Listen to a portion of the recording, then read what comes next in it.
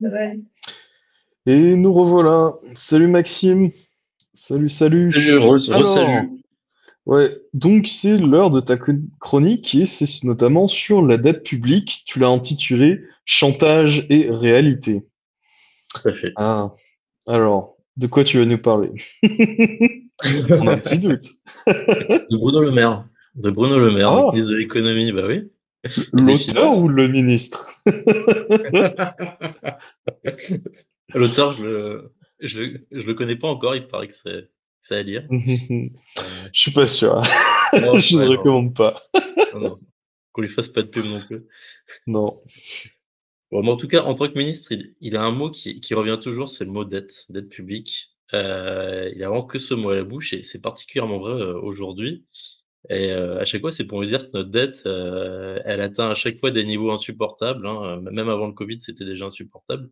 Il y a eu le covid entre-temps, elle a augmenté et bon, aujourd'hui ça va pour l'instant. Et à chaque fois donc ce qu'il nous dit, c'est que la priorité absolue, ce serait, un désendettement massif de la France, hem, de l'État français, pour être plus précis. Heu, voilà. Mais donc ce qu'on va se demander aujourd'hui, c'est est-ce que cette dette, elle est vraiment, insupportable et si oui, comment, est-ce qu'on a atteint un tel niveau et quels sont aujourd'hui les leviers d'action pour la réduire? Mhm. Du coup, Heu, d'abord le contexte peut-être pour se replacer un peu. Qu'est-ce que c'est cette dette-là? C'est quoi en termes de niveau? En termes de PIB, en termes voilà, de milliards peut-être même. oui, de milliers de milliards même. Heu, En fait, déjà pour, heu, pour ce qui concerne les termes, parce que des fois, c'est vrai qu'on en emploie un peu différents termes, dette, déficit et cetera et peut-être que tout le monde ne sait pas exactement, ce que chacun veut dire. En fait, ce qu'il faut voir, c'est que l'État, pour se financer, il prélève des impôts, des prélèvements obligatoires même de façon générale et bah, si le budget est en déficit, il doit recourir à la dette. Donc en fait, le déficit, ça augmente la dette, et on exprime généralement la dette en pourcentage par rapport au PIB. Voilà et donc ce qu'on appelle dette publique, c'est la dette de l'État, des collectivités locales, des organismes d'administration centrale et de la sécurité sociale. D'ailleurs, la dette de la sécurité sociale est extrêmement faible par rapport à celle de l'État pour un budget qui est même supérieur. Alors maintenant sur le niveau de la dette publique française, et aussi peut-être la resituer aussi par rapport à d'autres pays, donc la dette publique française, elle est de quasiment 300 milliards d'euros fin 2022, hein, 2 950 d'euros, ce qui représente 116,6 du PIB. Alors, c'est sûr que ça la place parmi les principales dettes publiques au monde, mais à côté, on a aussi les États-Unis qui eux sont à 128, le Royaume-Uni 103, l'Italie 144,40, l'Espagne 113,20, donc à peu près comme nous et le Japon, recordman du monde, 255. On a par contre d'autres pays, pays voisins donc comme l'Allemagne qui lui est à 66,30 ou l'Irlande qui est à 44,70.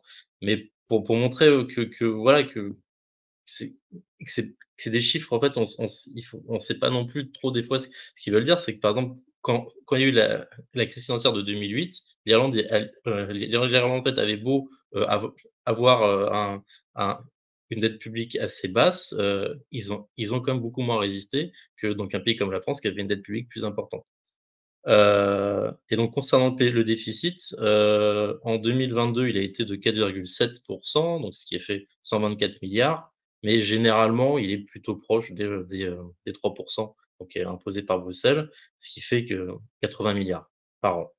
Hem, Après la dette, comment est-ce qu'elle est structurée? Ce qu'il faut voir, c'est que donc elle est principalement à long terme, à plus de alors il y a 1 an, elle c'était à plus de 8 ans, j ça doit être à peu près pareil aujourd'hui, et à taux bas, à taux très bas, donc ce qui est une situation qui est extrêmement favorable, en fait. Heu, Ce qu'il faut, en fait, c'est qu'elle est détenue à moitié, par des agents résidents, à moitié par des agents non résidents et à 20 et donc parmi les agents résidents, il y a 20 qui sont dans le bilan de la Banque de France. On est donc en fait, on n'est plus dans la règle qui prévalait avant, qui était la règle en fait des 3 tiers. Donc c'était un tiers en France, un tiers, dans les autres pays de l'UE et un tiers dans le reste du monde. Puisqu'on a vu depuis donc les politiques de quantitative easing de la Banque centrale européenne et donc de rachat de dette publique et donc on a moins de dettes détenues à l'étranger et désormais donc c'est 20 qui sont dans la dans le bilan de la Banque de France qui normalement les rend la dette un peu plus soutenable.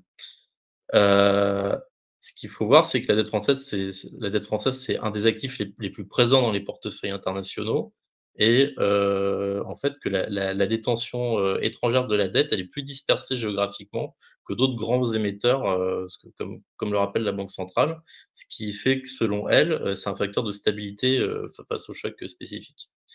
Heu Après, on nous dit toujours que si notre dette est trop important, il y a le risque du coup qu'il y ait une attaque sur notre dette, sur notre dette les marchés financiers.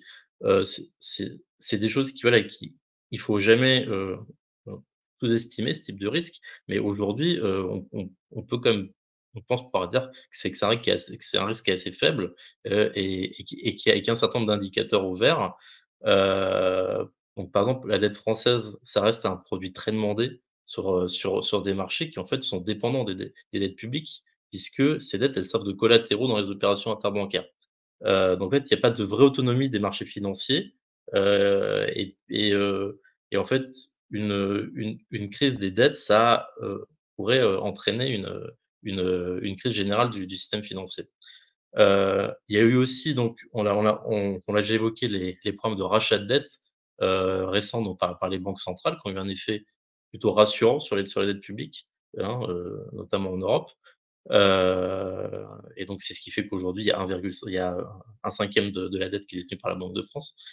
Et aussi ce qu'il faut voir, c'est que, dans ce qu'on a vu par rapport, au niveau de dette des autres pays, il y a aussi l'Espagne et l'Italie.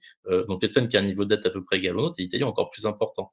Donc ça veut dire que s'il y a une attaque contre notre dette, il y a aussi logiquement un risque que ça se propage, à l'Espagne et à l'Italie qui sont donc 2 autres, mastodontes de la zone euro. On voit quand même mal comment, la Banque centrale européenne pourrait laisser faire ça.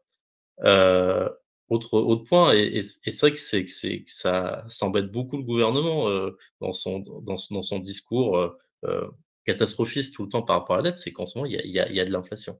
Alors, c'est on voit pas toujours l'inflation d'un bon œil, mais au moins l'avantage de l'inflation, c'est que ça fait, diminuer le niveau, réel de la dette. Voilà, corriger de l'inflation. Et alors c'est vrai que les taux d'intérêt, du coup, avec l'augmentation de l'inflation ont aussi augmenté, mais les taux réels restent négatifs, ça faut le dire et depuis les années 1980, en fait, ce qu'on observe, c'est qu'il y a une réduction structurelle du taux d'intérêt sans risque. Donc donc voilà, ce qui fait qu'on est comme dans un environnement de taux qui reste quand même plutôt favorable et d'autant enfin heu, qu'on est proche du pic de hausse des taux et qui devrait par la suite, heu, recommencer à diminuer. Heu, donc voilà, déjà par rapport sur ce premier point, sur ce panorama général, ce qu'on voit, c'est qu'il ne faut pas se laisser impressionner par les discours selon lesquels la dette publique est beaucoup trop élevée et que l'État n'a plus aucune marge de manœuvre, hein. On a connu des situations qui étaient plus préoccupantes et ce qui veut pas dire qu'on doit pas réfléchir à la façon de résorber notre déficit, qui peut sembler structurel, et qui creuse chaque année, la dette. Mais si on le fait, bah, voilà, mieux vaut le faire posément et sans, dogmatisme, j'ai envie de dire, voilà. Mmh, je vois. Tiens, j'avais deux, trois petites questions là-dessus. Tu disais au départ que la dette liée à la Sécu était très très faible comparée au reste de la dette publique. Pourquoi alors est-ce que mon oncle me parle toujours du trou de la Sécu, etc. Est-ce que c'est parce que c'est un déficit, justement, c'est ça la différence?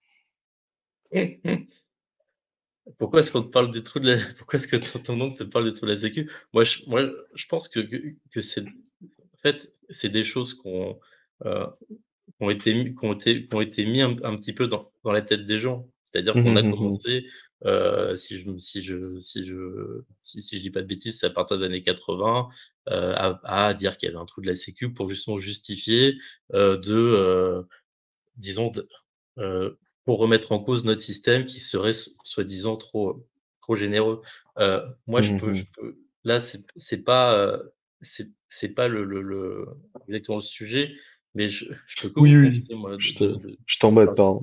non, non, non, mais pas de souci, non, non, non, non, mais c'est non, non, non, non, en fait, c'est pas que c'est pas le sujet, c'est que ça enfin, tout est lié et c'est vrai que ça rentre dedans, dans un discours général de remise en cause des acquis sociaux mais c'est vrai qu'il y a un très bon bouquin là-dessus, que j'ai déjà cité plusieurs fois de Nicolas da Silva sur comment ça s'appelle?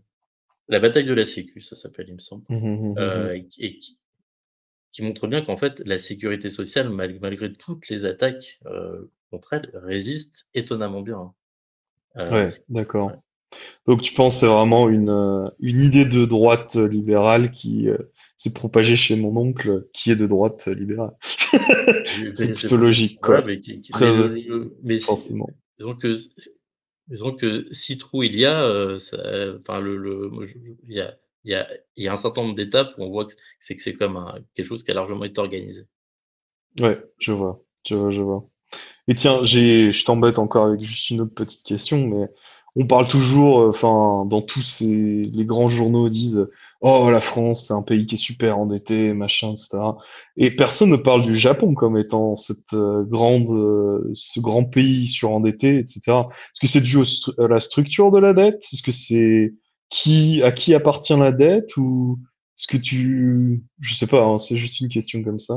En fait, ce qui est non, non, mais ce qui est en fait, ce qu'on nous dit toujours, c'est que le Japon, la dette, en fait, est détenue par les Japonais, Ouais, principalement, c'est ce que j'ai qui toujours entendu dire, mais ouais, oui. c'est vrai que c'est pas. Comme quoi ce serait, que quand c'est détenu par les résidents, tu peux plus facilement discuter, d'annulation ou je sais pas quoi.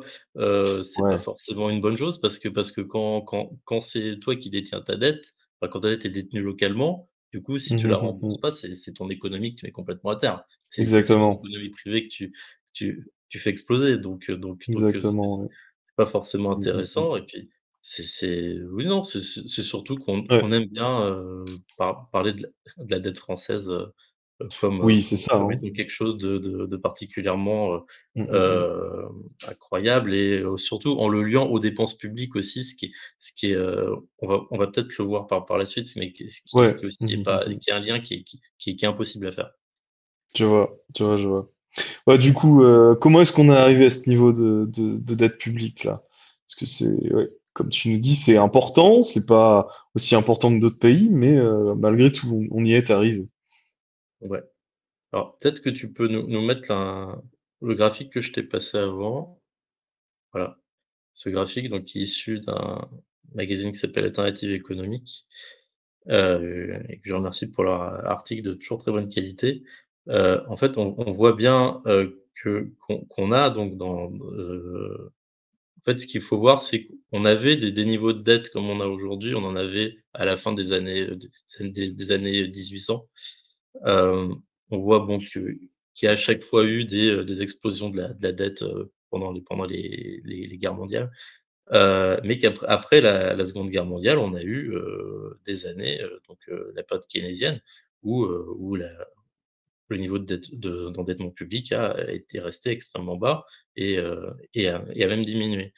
Et alors voilà et donc là, si on part à partir des années 1970 pour voir, à partir du moment où la courbe remonte, en fait, ici, on peut peut-être voir les choses sur 3 périodes. Déjà, bon, on voit il y a ça que ça commence à remonter dans les années 70, et là, moi, j'aimerais quand même mettre, fin à tout un mythe qui est véhiculé, mais c'est surtout par l'extrême droite. Mais c'est vrai que des fois, il faut bien dire qu'il y a quelques personnes à gauche qui peuvent des fois reprendre cet argument comme quoi il y aurait la loi Pompidou, alors qu'on dit loi Pompidou-Rothschild, de 73, hein. C'est souvent, l'extrême droite qui insiste là-dessus.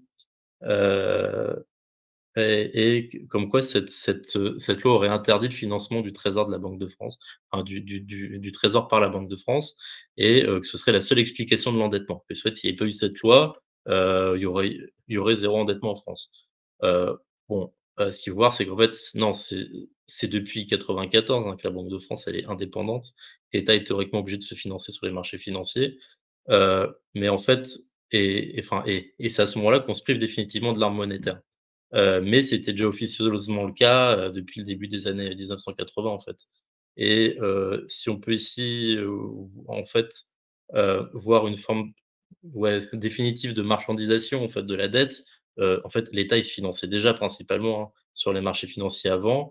Et en fait, le début de l'augmentation de la dette dans les années 70, il s'explique surtout par la volonté de répondre à la crise pétrolière, déjà à l'époque, avant tout par des politiques austéritaires qui visaient avant tout à lutter contre l'inflation.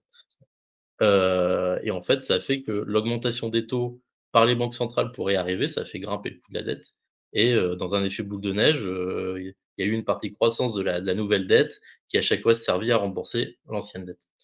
Heu L'autre, l'autre moment important du coup, c'est le tournant libéral, hein, des années 80, dont on a déjà parlé dans la chronique sur la répartition de la valeur ajoutée, et c'est un moment où en fait, où voilà, où l'idée qui était dans l'air du temps, c'était de laisser le marché libre et de faire diminuer le poids de l'État, et en fait, c'est là le réel point de commencement de l'augmentation de la dette publique, et on le voit bien, hein. À partir des années 80 là, ça ne fait que monter, quoi. Hem, hem et tout. Hem, voilà, et donc c'est à partir de là que l'État, il doit de plus en plus céder ses activités rentables et en contrepartie, intervenir pour corriger les dégâts, du capitalisme financiarisé qui est toujours plus dopé à la dépense publique, comme on va peut-être le voir un peu plus loin avec des chiffres que j'ai trouvés qui sont, j'avoue là, même pour moi, c'est assez hallucinant. Mais juste voilà, pour commencer, un 1er chiffre, c'est un rapport de 2010 de Paul Champsaur, qui était le président de l'Autorité de la statistique publique, et Jean-Philippe Coty, qui était directeur général de l'INSEE, et ils estimaient que 400 milliards de recettes, ont été perdus avec les baisses d'impôts, donc de la droite dans les années 80 et 2000, et qu'en l'absence de baisse de prélèvements, la dette publique serait environ 20 points de PIB plus faible qu'elle ne l'est en réalité. Donc ça, c'était en 2010. Purée, c'est impressionnant ces chiffres, Voilà, ouais. et Oh donc là ça, il là. le disait en 2010. Et juste avant, il y a eu la crise financière de 2008 qui avait déjà fait augmenter, donc l'État était venu au secours des banques. À ce coup-là, il y avait eu de l'argent magique déjà à l'époque, hein, on avait là, il y avait pas eu de problème. Heu on dit souvent, oui, que les banques, finalement, qu'elles ont remboursé les aides. Mais ce qui s'est passé, c'est que l'État, il a aussi dû se substituer en partie, et pendant cette période à l'activité des banques pour, enfin, pour de soutien de l'économie. Et ce qu'on a vu aussi après, c'est que depuis 2010, il y a eu une accélération, de la politique de l'offre, hein, favorable aux entreprises et au capital, qui est manifestement inefficace, puisque, on voit aussi que sur cette période-là, l'endettement est encore reparti de façon plus importante, quoi. Mmh. Ouais, je vois. Du coup, là, enfin, on voit que la politique, ouais, depuis 2010, en tout cas, voire même depuis les années 80, ça aide pas justement à rembourser cette dette. Mais bon, ok. Disons que maintenant, on veut vraiment rembourser la dette. Comment est-ce qu'on fait, là? Qu'est-ce que c'est la meilleure, la solution miracle? Est-ce qu'il y en a une ou pas? C'est un peu la question, quoi. Est-ce qu'il y en a une qui est juste socialement aussi, par exemple? Ouais, déjà, c'est aussi ça qu'il faut voir, c'est qu'en fait, donc moi, quand tu lis le livre, à grand succès, hein, de Thomas Piketty, à la fin, en fait, il fait un point sur la dette. Donc le livre, c'est Le Capital au XXIe siècle. À la fin, en fait, il fait un point sur la dette, et en fait, il nous dit que si on veut rembourser une dette, pour lui, en fait, il y a 3 moyens. Et en fait, la solution la plus juste et efficace pour lui, c'est de mettre un impôt sur le capital privé. Voilà, on prélève un impôt exceptionnel sur le capital privé. Ça, en fait, il dit que ça a le même effet que répudier la dette, mais ça évite de mettre en danger le système bancaire et ça permet de cibler ceux, qu'on estime devoir être mis à contribution. Et dans cette situation-là, le grand avantage, c'est que l'État conserve la totalité de son actif. Par exemple, le prélève enfin ça a déjà été fait, hein. Il y a le prélèvement exceptionnel sur le capital qui avait été appliqué en France en 45 et dont le but était notamment de réduire massivement donc l'endettement public. Il avait un barème progressif, qui montait graduellement de 0 à 25 pour les patrimoines les plus élevés. Voilà, on pourrait faire ça, en Europe, d'un seul coup, étaler ça sur 10 ans avec voilà, avec des taux, ajustés par rapport au patrimoine. Hem, l'autre, et on va voir que c'est pas que Thomas Piketty qui propose ce genre de choses, hein. Heu, voilà. L'autre solution qui est une solution par défaut, si on veut pas, si on veut pas appliquer la première, bah, tout simplement et on l'a déjà évoqué, c'est l'inflation. Et c'est en fait, c'est ce c'est ça qui a permis, d'effacer énormément de grosses dettes publiques dans l'histoire, notamment en l'Allemagne, qui aujourd'hui a horreur de l'inflation, mais après chaque guerre mondiale, c'est comme c'est comme ça que leur dette a été effacée. Heu, en fait, parce que ce qu'il faut voir, c'est que la dette, c'est ce qu'on appelle un actif nominal et c'est pas réel. En fait, sa valeur, elle diminue avec l'inflation. Et donc si, par exemple, on a une inflation à 5 plutôt que 2 comme l'imposent les traités, ça permettrait, par exemple, de diminuer de 15 la dette exprimée en pourcentage du PIB. Hem, mais évidemment, c'est une solution qui est juste si les salaires réels suivent aussi, quoi. C'est-à-dire Oui, que j'allais dire ça. voilà, s'il y a C'est de l'inflation mais dangereux. que les salaires suivent pas, effectivement, ça peut poser problème. Et par contre, il y a une solution, qui est, donc que Piketty lui juge la plus mauvaise et qui en plus enfin parce que c'est enfin qui est la plus mauvaise en termes de justice fiscale et d'efficacité, c'est l'austérité. Donc l'alpha et l'oméga aujourd'hui, hein, pour, quand on parle de dette, parce qu'en fait, ça prend de longues années et l'idée sous-jacente, en fait, c'est qu'il suffit de vendre l'actif public, hein, donc de baisser la dépense publique, mais aussi de procéder à des privatisations, pour rembourser la dette. Donc en fait, c'est que si on fait un raisonnement un peu par l'absurde, c'est que, notre actif public, il est à peu près égal à la dette aujourd'hui.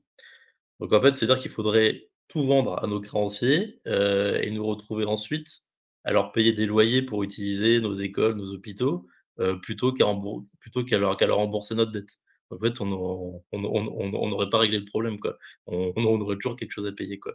Hem et voilà, ce qu'il faut voir, c'est qu'un État qui va privatiser ensuite, bah, il doit, soit lever de l'impôt, soit s'endetter pour accéder aux biens et aux services qui ont été privatisés ou alors tout simplement, faire payer le coût de ces services sur sa population, quoi, en les laissant tout simplement face à des services, privés et voilà, des services et des biens privés.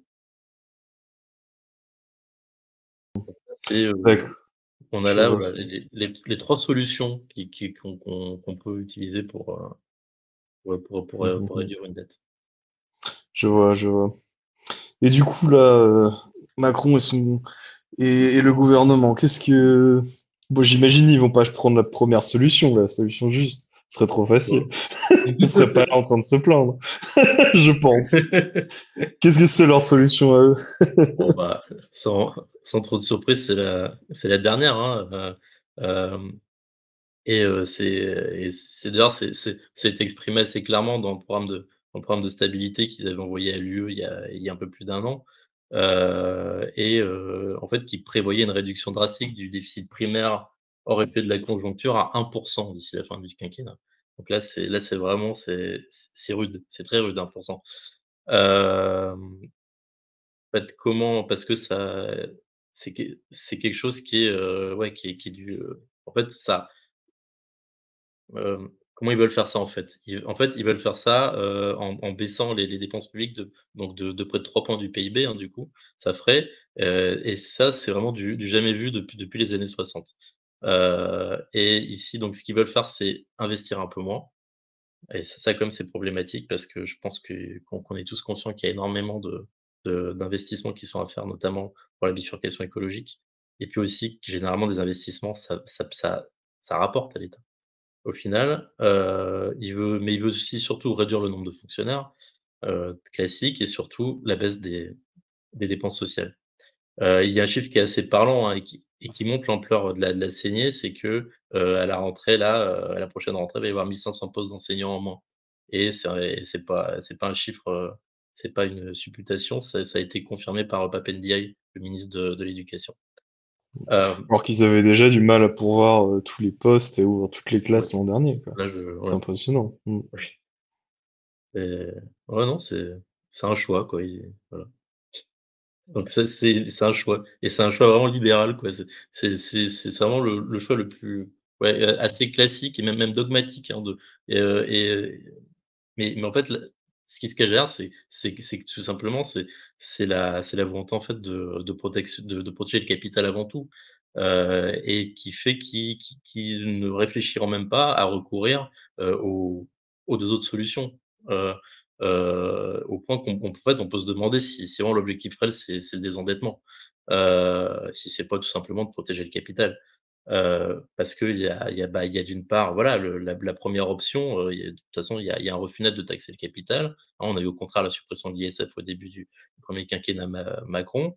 Et puis, en ce moment, voilà, tout le débat sur les super profits, donc ça, c'est aussi, impensable pour eux d'agir là-dessus et de mettre une taxe. Et ici, là, ce qu'on comprend bien, c'est que c'est les classes moyennes et les plus modestes, hein, qui vont payer pour combler le déficit. On voit avec la réforme des retraites, l'assurance chômage, et cetera, quoi. Hem et le gouvernement, voilà, comme on l'a dit, il aurait pu se réjouir aussi, hein, de l'inflation, mais voilà, l'objectif, au contraire, aujourd'hui, c'est de faire absolument diminuer l'inflation. Heu et voilà, et nous, c'est vrai qu'on aurait pu aussi voir finalement, en fait, quand on y pense historiquement, on aurait pu voir aussi l'inflation d'un bon œil parce que, contrairement, en fait, à ce qu'on peut penser, ça a plutôt été une forme d'impôt sur la rente, l'inflation, en fait, dans l'histoire. Mais aujourd'hui, quand on voit qu'il y a de toute façon un refus net d'étudier, toute solution qui permettrait d'augmenter les salaires, notamment l'annexion des salaires sur l'inflation, et qu'on voit, que l'inflation elle est aussi tirée aujourd'hui, artificiellement par l'augmentation des marges, qui vise à maintenir les profits, l'inflation aujourd'hui, c'est tout simplement devenu plutôt un impôt sur les travailleurs, et ça, c'est, l'économiste Arnaud, heu, Conatan qui le dit. Heu, voilà, et enfin, comme c'est vrai que comme on est donc dans une circonscription où il y a l'Allemagne, avec moi-même j'habite en Allemagne, c'est vrai que je suis toujours ça d'assez près quand, dans le débat français, on nous montre l'Allemagne en exemple, et c'est vrai que notamment par rapport à la dette, on nous dit toujours qu'il faudrait faire comme l'Allemagne, qui est si vertueuse. Bon, déjà, je on voit que, enfin, ce qu'on le problème, c'est vrai que l'Allemagne qui à un moment a décidé, de mettre l'accent sur l'équilibre budgétaire, on voit que ça a aussi, eu des conséquences en termes d'investissement, et qu'aujourd'hui, il y a probablement, des investissements, qui vont devoir rattraper, en faisant de la dette, et puis il y a toujours en Allemagne, il y a la question aussi des fonds spéciaux, et ça, on sait jamais trop parce que, les fonds spéciaux généralement, c'est des fonds qui sont créés, pour financer, certaines choses, mais du coup, c'est des fonds dans lesquels il y a de la dette, mais qui est pas comptabilisée dans le budget de l'État, donc on sait pas trop si la dette, elle est pas aussi un peu artificiellement, enfin, si en fait elle serait pas un petit peu plus élevée que ce que l'Allemagne annonce réellement. Mais dans tous les cas, voilà, ce qu'il faut voir, c'est que la France, c'est pas l'Allemagne et qu'on a des structures très différentes, avec une Allemagne, qui elle est pas encore désindustrialisée et qui tire sa croissance des exportations, et le problème, c'est que nous, c'est complètement l'inverse puisque nous, la France a quand même plutôt tendance à tirer sa croissance de la consommation populaire. Et ce qui est le et donc il faudrait peut-être justement avoir une politique inverse de celle de l'Allemagne, puisque la baisse des dépenses publiques, ça risque justement d'étouffer la consommation populaire. Voilà. Ok, je vois. J'avais jamais entendu parler de ces fonds spéciaux, effectivement. Ouais.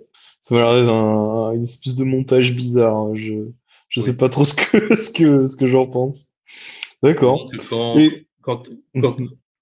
quand tu as un acteur public, que ce soit l'État ou une ville, hein, qui veut mettre, nous à Düsseldorf, on a sur la mairie, tu as un minuteur qui montre depuis combien de minutes la ville est en et elle est à l'équilibre budgétaire.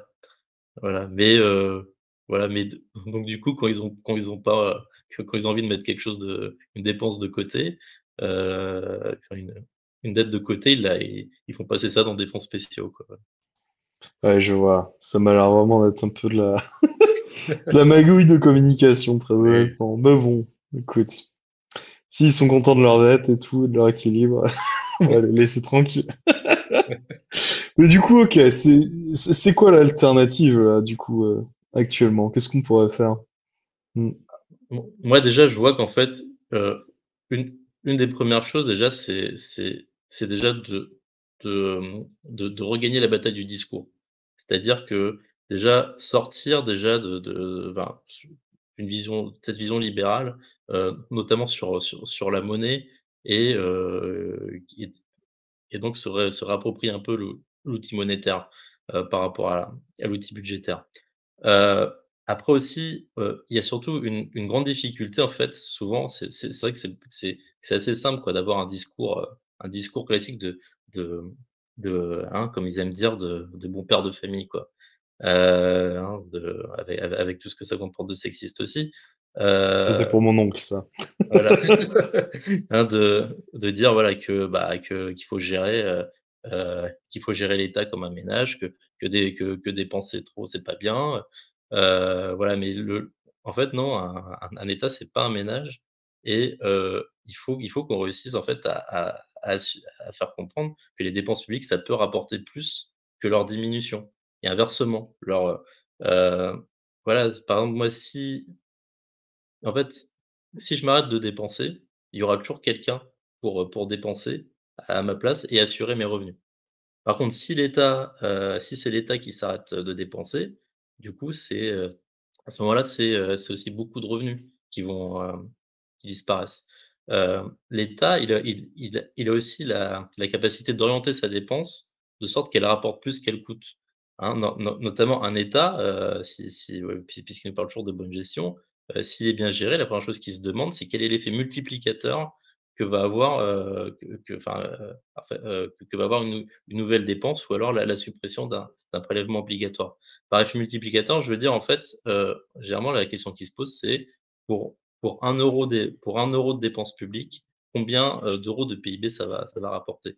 Et donc par exemple, si on estime que dans une situation donnée, on a un multiplicateur qui est à 1,2 par exemple, ça veut dire que quand l'État va dépenser, 1 €, ça va générer 1,2 € de PIB. À l'inverse, voilà, si le multiplicateur est inférieur à 1, dans ces cas, c'est une situation moins favorable.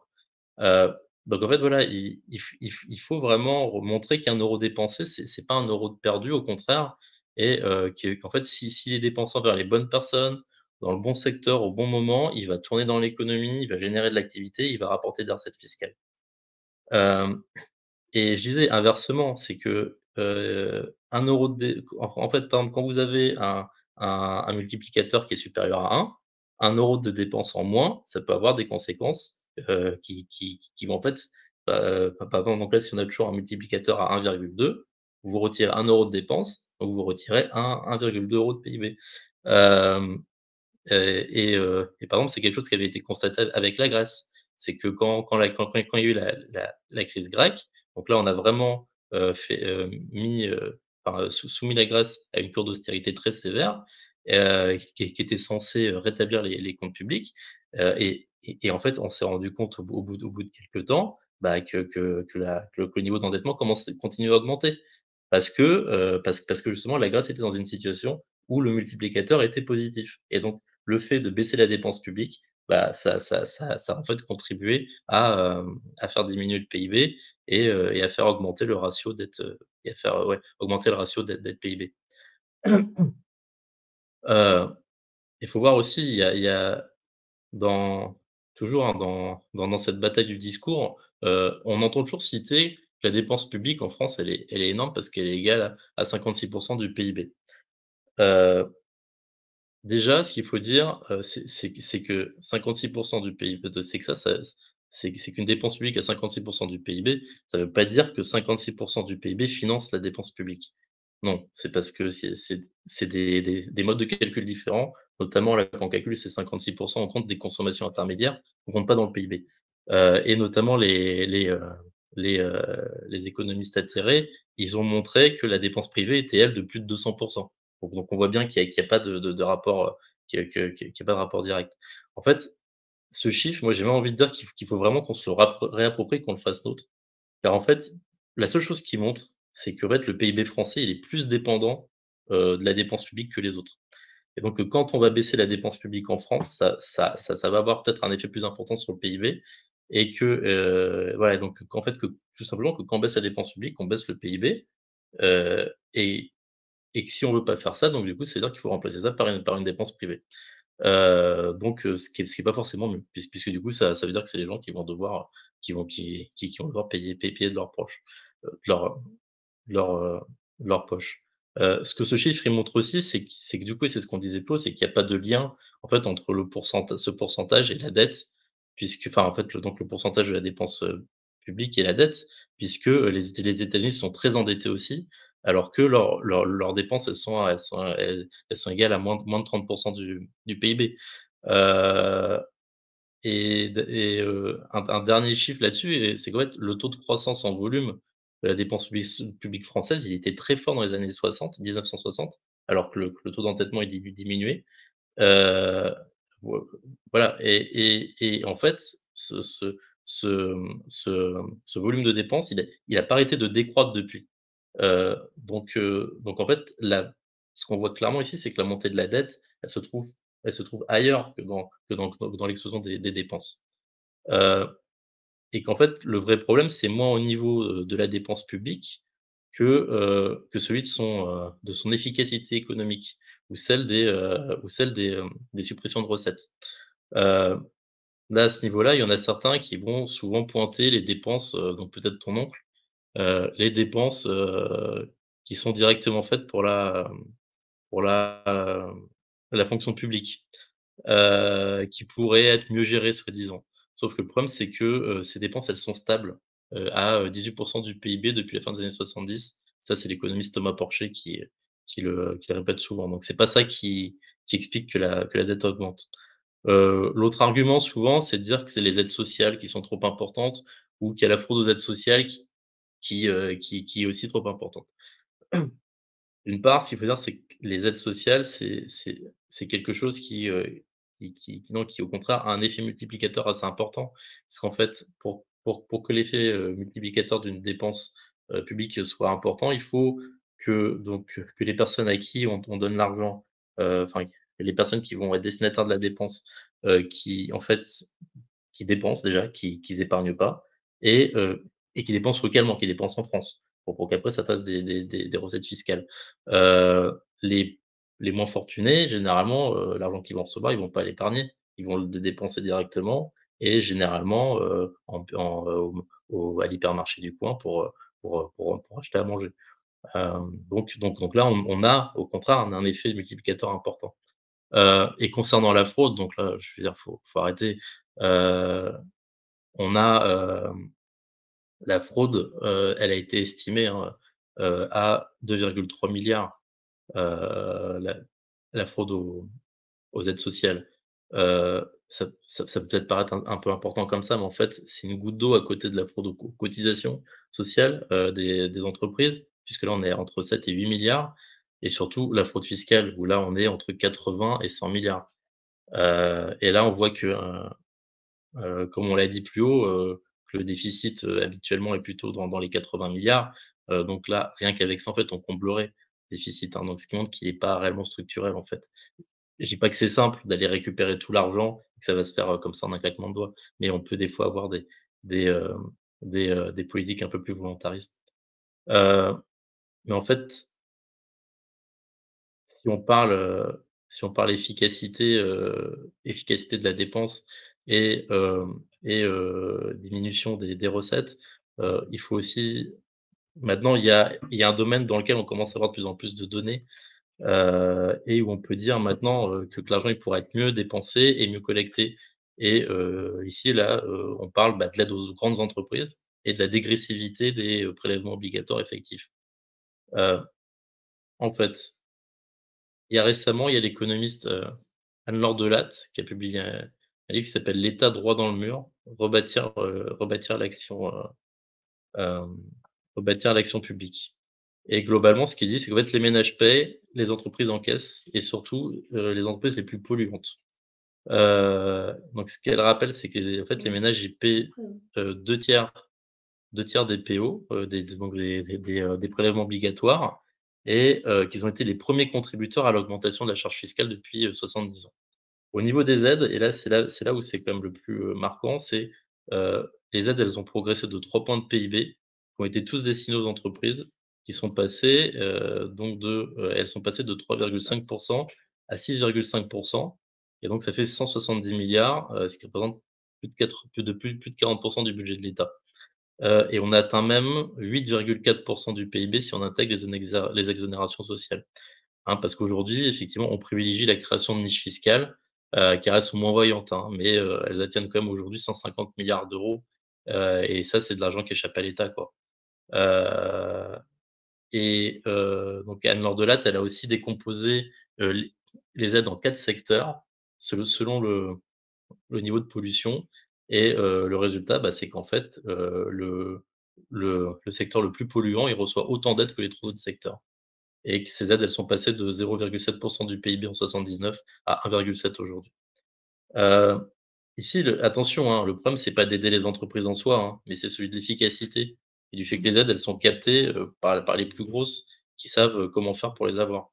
Heu, Surtout Anne-Laure Delatte, elle pointe le problème du non-conditionnement des aides qui pourrait justement être conditionné par des critères environnementaux ou, d'impact économique.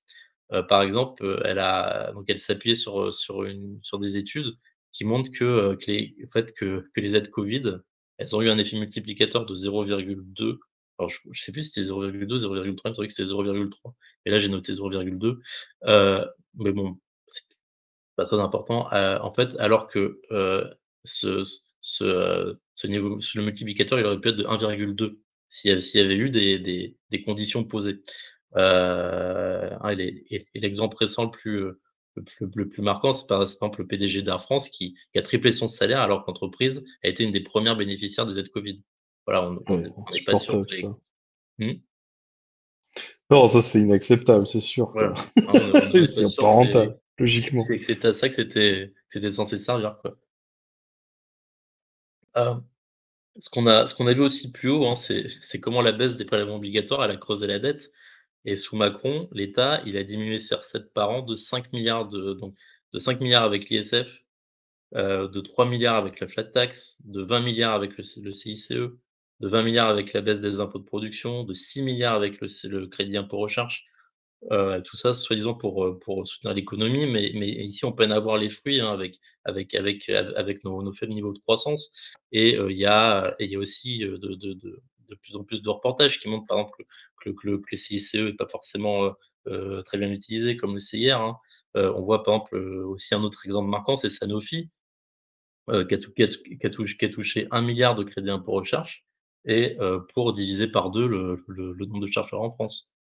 Donc ici, on se demande c'est quoi, exactement l'effet multiplicateur de ce type de suppression de prélèvements obligatoires. Bah, pour Hem, les actionnaires, beaucoup, mais pas pour les c'est voilà, c'est pas pour exactement l'économie, quoi. c'est ce qu'on peut supposer, oui. Que ça part pas vraiment dans l'économie malheureusement. Heu et le problème aussi au niveau des prélèvements obligatoires, c'est qu'il donc il y a l'économiste, qui est professeur associé à l'université de Berkeley, Gabriel Zucman, qui lui, pointe en fait le fait que les prélèvements obligatoires effectifs en France, ils sont dégressifs. Hein, on nous dit toujours que l'impôt est progressif en France, mais on parle toujours de la progressivité de l'impôt. En fait, lui ce qu'il constate, dans les faits, c'est le contraire. Heu en fait, ce qu'il dit, c'est qu'en fait, tous les groupes de la population, ils paient à peu près entre de 40 à 50 de leurs revenus en prélèvements obligatoires, sauf les très hauts revenus qui paient entre 20 et 25. Ça, c'est, l'Institut des politiques publiques, qui a fait une enquête sur les 370 ménages aux plus revenus, qui le dit. Hem et en fait, l'imposition sur le revenu pour ces ménages, elle est à 2 et elle passe même à 0,2 pour les 37 ménages les plus riches. En fait, ces ménages, ce qui paient surtout, c'est l'impôt sur les sociétés, heu, par par par le fait des sociétés qu'ils possèdent et cet impôt, lui, il est passé de 33 à 25 en 2017 sous Macron et les ici aussi quoi, les petites entreprises, elles paient, c'est à peu près c'est 25. Je crois que dans les faits, c'est un tout petit peu moins, mais globalement, on est proche de 25, entre 20 et 25, alors que les grosses, elles réussissent à faire passer alors le dernier chiffre que j'avais, c'est que c'était sous les 8 de prélèvements effectifs qu'elles réussissaient à faire passer ça. Et ici, Michael Zuckman, il propose, à nouveau donc il propose 3 solutions, mais voilà, est-ce que Macron va l'entendre? La première, c'est imputer les revenus des sociétés écrans aux actionnaires, ça c'est aux États-Unis. Donc ça, c'est la solution qui sera vraiment la solution de base. La deuxième, c'est soumettre les dividendes au barème progressif de l'impôt sur le revenu. Et là, c'est déjà un peu plus ambitieux et ça paraît très logique finalement. Heu et je pense que ça rapporterait pas mal et la troisième, c'est tout simplement, un impôt sur les très grandes fortunes. On y revient encore. Voilà, mais bon, déjà s'ils pouvaient Ouais. commencer par taxer les super profits et les marges abusives, actuelles, hein, qui tirent l'inflation vers le haut, heu, peut-être, Mmh. envisager de rétablir l'ISF, voilà, qui était un impôt qui rapportait plus qu'il faisait fuir, mais bon. Mais ouais, mais ça me paraît du bon sens, quoi, mais bon. En plus, je comprends pas, parce que les libéraux, tu sais, avec leur start-up et tout ça, ils savent ce que c'est qu'un rendement, ils savent ce que c'est qu'un coefficient multiplicateur. Ils essaient de te vendre des start-up où tu investis 1 million et tu vas en récupérer 10, et ils devraient comprendre que ça marche comme ça ailleurs aussi, quoi. Et je comprends pas. Je comprends juste pas. Ah Et il y a bah, plein de domaines maintenant ouais. qui sont vraiment porteurs, quoi. Enfin, au niveau au niveau de tout ce qui est transition écologique, ça pourrait être un effet de levier important, quoi. Mmh. Et ouais, enfin, c'est important, quoi, d'y penser. Ouais. Je Mm. crois que ça se voit, hein, dans les chiffres que j'ai cités, ils ont surtout compris qu'il y avait beaucoup d'argent à tirer de l'État. Mm. Ouais. Et bon, enfin bon, bref. Là, du coup, on a cette urgence climatique. Et ouais, la question, c'est comment est-ce qu'on peut créer de la richesse, justement, pour ne pas alourdir ou rembourser cette dette, et en même temps financer ce qu'il faut, quoi. Ce qu'il faut pour la transition écologique. Bah, c'est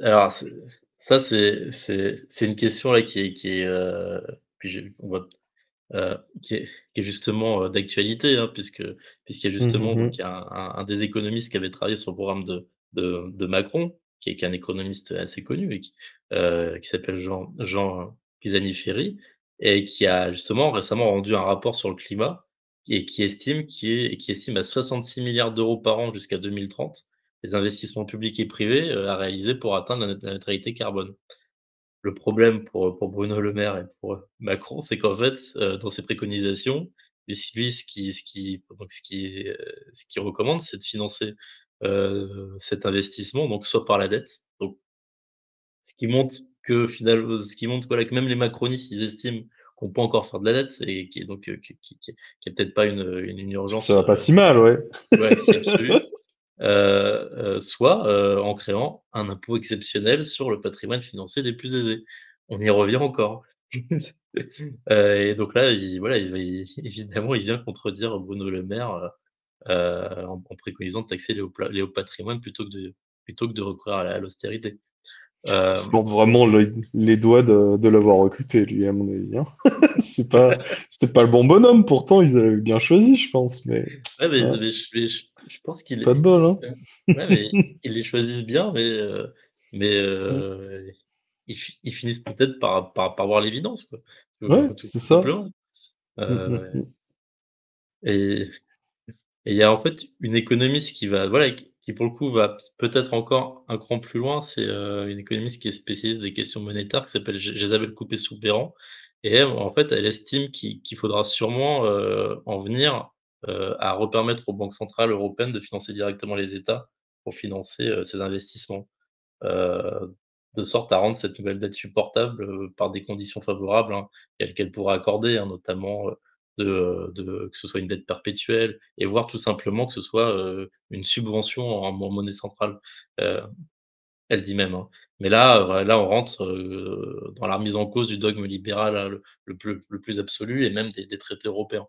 Mais ce qui montre peut-être que voilà, qu'il faut faire avancer et que c'est peut-être aussi au niveau de l'Europe qu'il y a aussi une avancée à obtenir ici, quoi.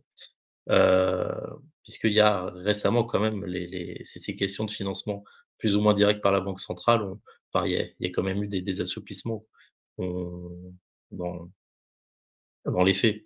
Heu, bon, voilà, malheureusement, c'est vrai que, si pour revenir à Pisani-Ferry, bon voilà, Macron il l'a dit, hein, il veut pas entendre, hein, parler de taxation des plus riches, et on sait donc toujours pas vraiment, hein, dans quelle direction il entend aller. C'est vrai sur ce sujet qui est plus que brûlant, hein, et qui est probablement bien plus prioritaire que la réforme des retraites. Faut être honnête.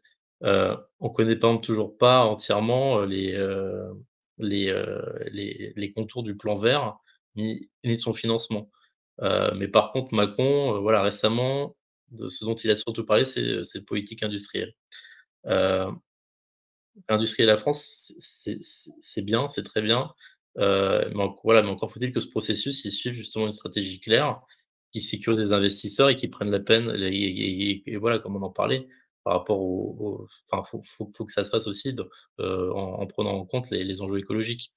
Heu et ici, en fait, on voit qu'alors que l'État, il devrait reprendre un rôle, un vrai rôle, hein, et faire ou soutenir les investissements nécessaires, on a pour l'instant juste, en fait, quelques effets d'annonce, qui sont pas si créateurs d'emplois que ça, la mise en avant on a par exemple la mise en avant de l'implantation d'une usine taïwanaise de batteries de voitures électriques heu, à Dunkerque. Tu vois, sur ce plan-là, c'est vrai que c'est très bien, hein, pour ceux qui vont y trouver là un emploi, ça va sûrement changer leur vie et ça, faut vraiment pas le sous-estimer.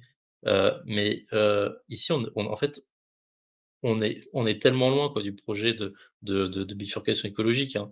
Pour l'instant, on reste vraiment sur une logique très très marchande, quoi, de vente de véhicules électriques, pour remplacer le parc, thermique, donc ce qui finalement va quand même rester assez, polluant si l'objectif c'est de remplacer toutes les voitures, thermiques par des voitures, électriques.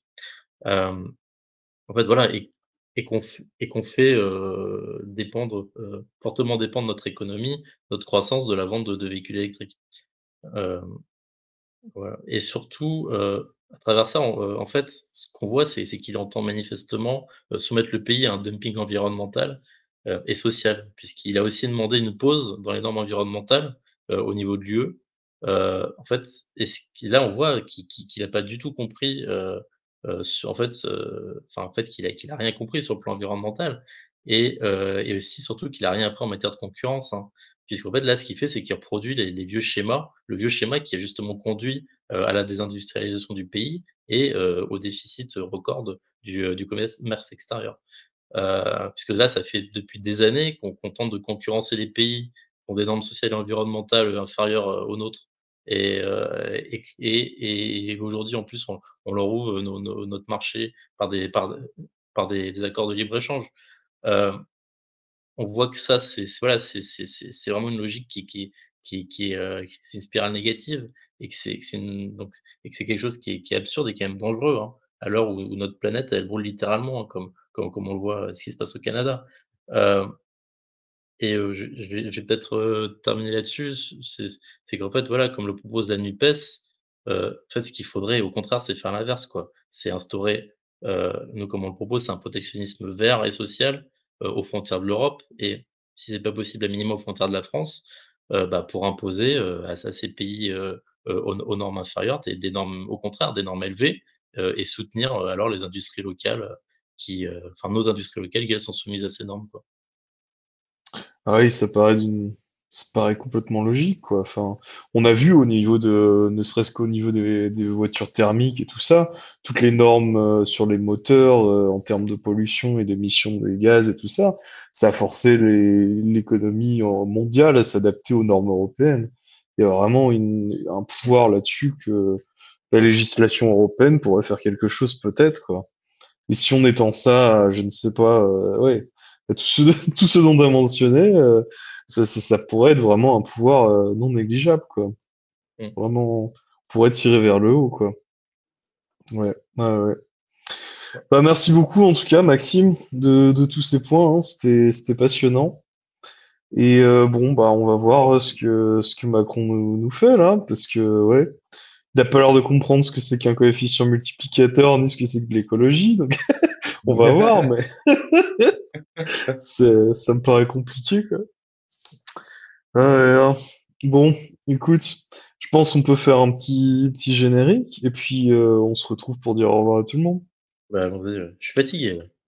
Ouais, je peux te comprendre. Je peux te comprendre. C'est une longue chronique. Ouais, à tout de suite du coup. Ciao. À tout de suite.